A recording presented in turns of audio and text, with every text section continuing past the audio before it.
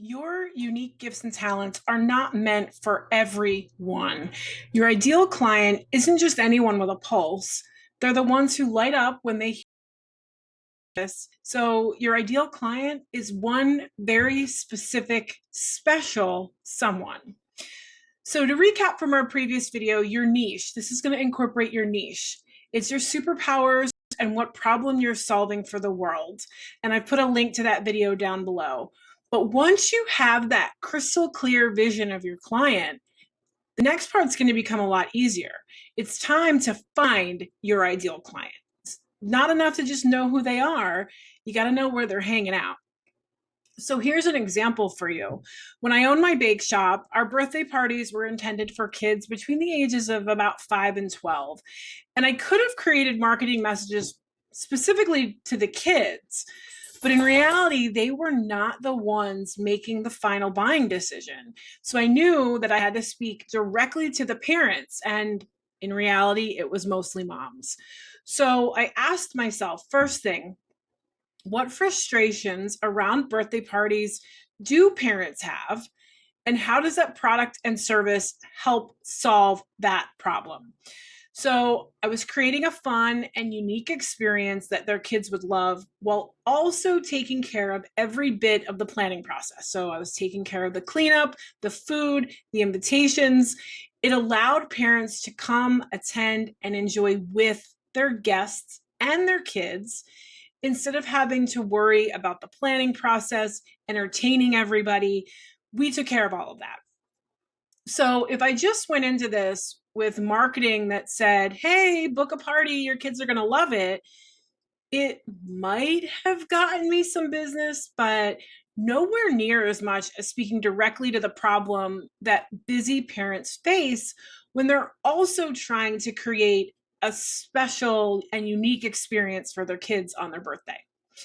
So there was the clarity, but now what, right? I had to target that marketing message specifically for them. And then going one step further, where are they? You got to figure out where these people are hanging out.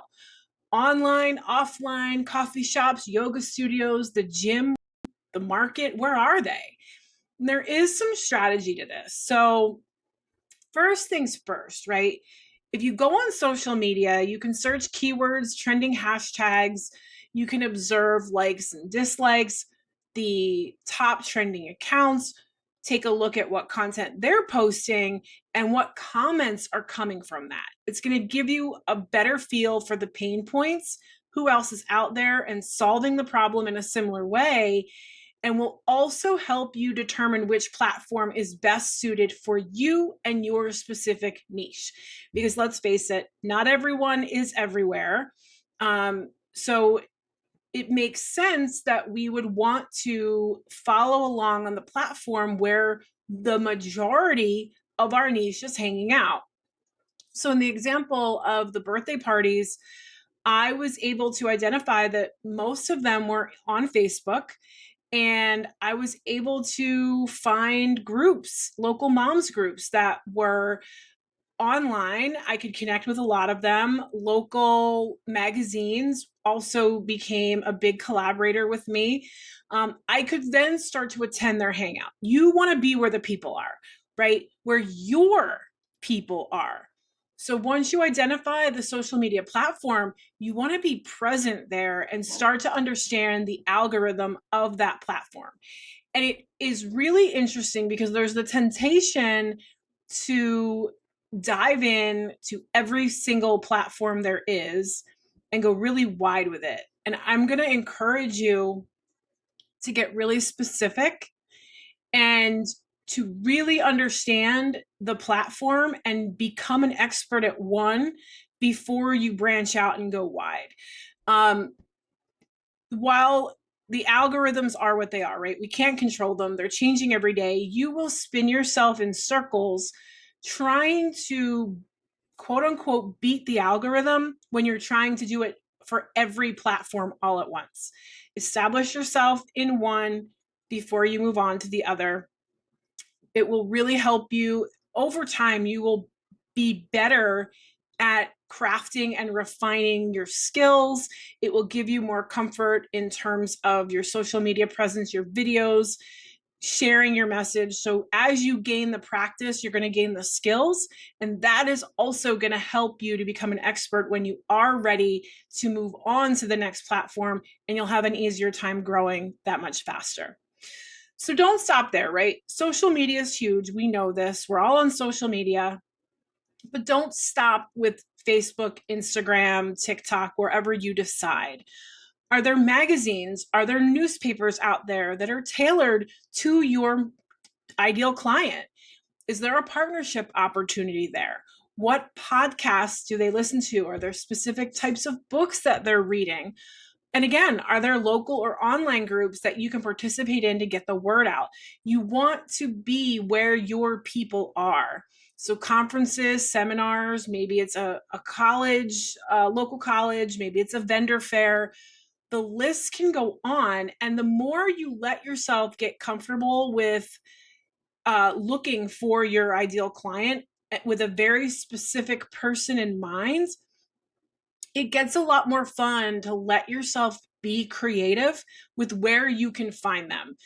The key is to make sure that wherever you go, it's in alignment with your expertise and your message. I've seen and worked with a lot of entrepreneurs who are wasting time and energy, and in a lot of cases, money, on platforms that don't make sense for them. And again, to give you an example, as a bakery, everybody was flooding me with, buy my advertising, but it in reality didn't make sense for me to be in the feature or in a full page ad of a real estate magazine, right? The offer came in, but is that the same person that's going to buy a birthday party for their kids? Potentially. But when they're reading that magazine, is that what they're thinking about? Probably not. So you want to make sure that wherever you are showing up, it is going to be in a way that makes sense to capture the attention of your target market. Once you start to get into these platforms, once you start to be in those groups, attend those seminars or those fairs, be sure to engage. Ask questions. Be curious about who they are, what they do, what problems they're encountering. Listen, actively listen to what they're saying to you, because as the more you do that, you're going to get even more information, and you can constantly be refining and defining your marketing message. It's a lot of great information. You've defined your niche, you know where they are, you know where they're hanging out, and now you get to create content that speaks directly to them. Your blog posts, your videos, your podcasts, you name it. And it gets so much more fun and exciting when you, again, let that creativity flow, because it's easier for you as an entrepreneur. You know the language they're speaking. You know what the problems are. You can speak directly to that. It helps you create lead magnets that are even more irresistible, right? That free guide, that toolkit. What do they need right now that when you talk to the pain point, they will say yes, right? You can find collaborators, partner with influencers or businesses that they also will frequent. Because in the end, your goal, right? If you're in business, you want to make money. The way to do that, and I know it's counterintuitive, right? To say that your ideal client is not everyone, to be specific, to niche down. It's a good thing though, right? You're not for everyone. By narrowing your focus, you're going to attract the right people, and those are going to be the ones who are going to rave about you to everyone that they know. And that's the best thing that can happen, right? Like, yes, we can advertise more. Yes, we can be on more podcasts. Yes, we can put out more content.